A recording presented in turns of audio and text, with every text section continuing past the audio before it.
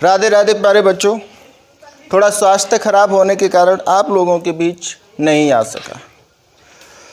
देखो, बाबा तुलसीदास जी भी कहते हैं कि प्रथम सुख निरोगी काया, दूजो सुख होए घर में माया, तीजो सुख सुलक्षण नारी, चौथो सुख सुत आज्ञाकारी, और पंचम सुख होए नंगर में वासा। तो आज हम पढ़ेंगे पदार्थ के ही बारे में। लेक्चर 3 आपने पढ़ लिया था, रासायनिक प्रकृति के आधार पर पदार्थ को कितने भागों में बांट सकते हैं। आज आप पढ़ेंगे भौतिक प्रकृति के आधार पर पदार्थ को कितने भागों में बांटा जा सकता है। तो देखो, भौतिक प्रकृति के आधार पर पदार्थों को कितने भागों में बांट सकते हैं। बेटा, पदार्थ को ही शायद बता चुका हूँ, मैटर कहते हैं इंग्लिश में, द्रव्य कहते हैं, तो कंफ्यूज आप मत हुआ करें। पदार्थ है क्या, इसके बारे में आप जान चुके थे कि पदार्थ जो होता है जिसमें द्रव्यमान होता है और जो स्थान घेरता है पदार्थ कहलाता है। तो जो भौतिक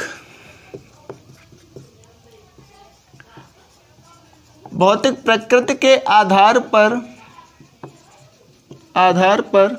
पदार्थ को आप 3 भागों में बांट सकते हैं बेटा जी। कितने भागों में? 3 भागों में। वो बेटा, एक ठोस आता है, दूसरा द्रव आता है और तीसरा आता है आपका गैस। यानी कि पदार्थ को आप 3 भागों में बांट सकते हैं। ठोस अवस्था कह सकते हो, द्रव अवस्था कह सकते हो और गैस अवस्था कह सकते हो। तो एक एक करके पढ़ेंगे। बेटा, आप वीडियो को लाइक और शेयर अवश्य कर दिया करें।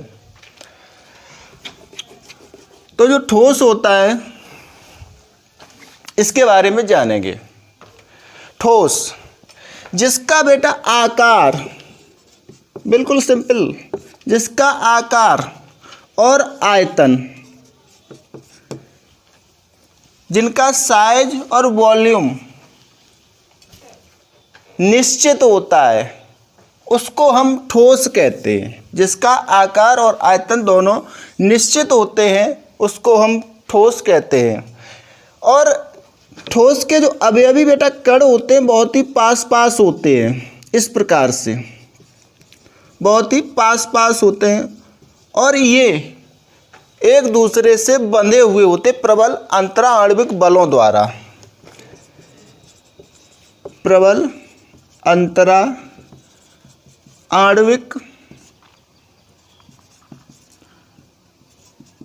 बलों द्वारा बंधे होते हैं। इनके मध्य में जो बेटा बल होता है वो बहुत ही प्रबल होता है, मजबूत होता है। प्रबल अंतराणविक बलों द्वारा ये बंधे हुए होते हैं।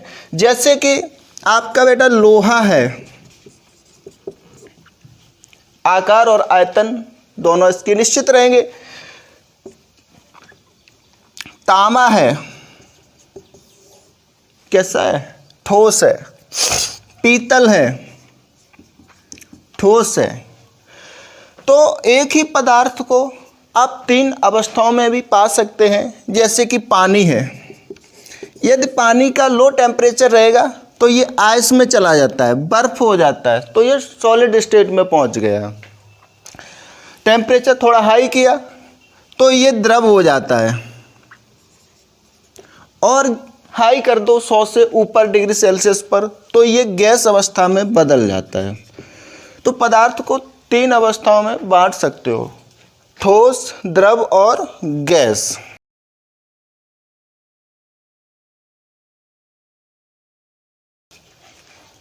तो ठोस समझ में आ गया होगा। ठोस में आकार और आयतन दोनों निश्चित रहते हैं। इसके बाद द्रव अवस्था की बात करेंगे।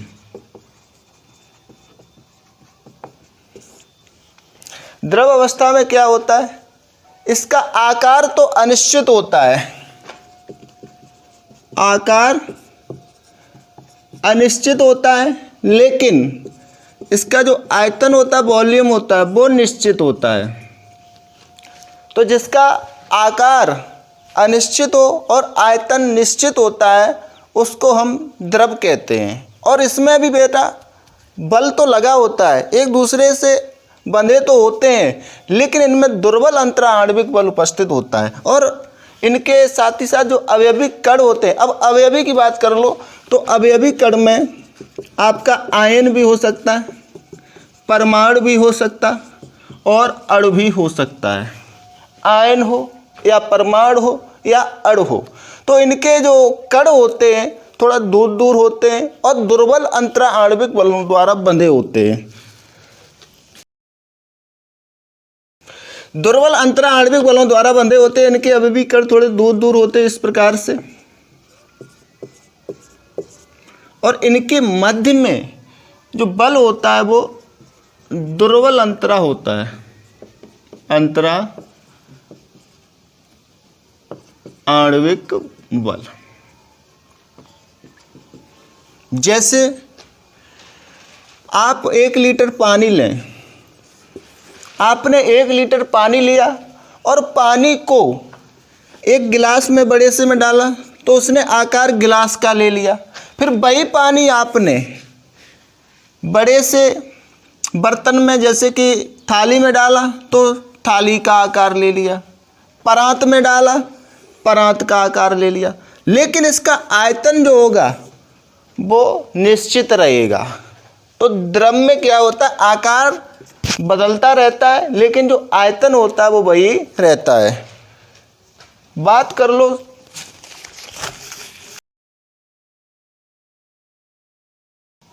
अब बेटा, बात करेंगे गैस अवस्था की।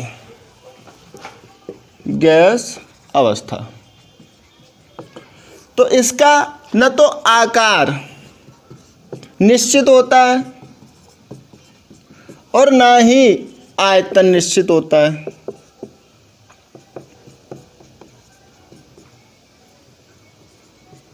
इसका न तो आकार निश्चित होता है और ना ही आयतन निश्चित होता है, तो उस अवस्था को बोलते हैं गैस अवस्था। और इसके जो अवयवी कण होते हैं बहुत दूर दूर होते हैं इस प्रकार से।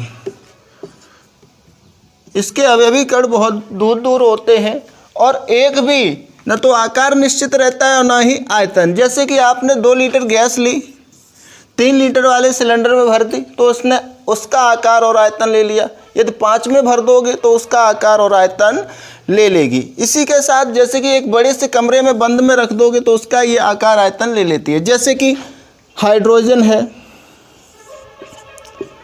ऑक्सीजन है, नाइट्रोजन है, तो ये जो गैसें होती हैं इनका न तो आकार निश्चित रहता है और ना ही आयतन निश्चित रहता है। तो भौतिक अवस्थाओं के आधार पर ठोसों को आप 3 भागों में बांट सकते हैं। यदि वीडियो पसंद आया हो बेटा तो लाइक, शेयर एंड सब्सक्राइब करना ना भूलें। धन्यवाद।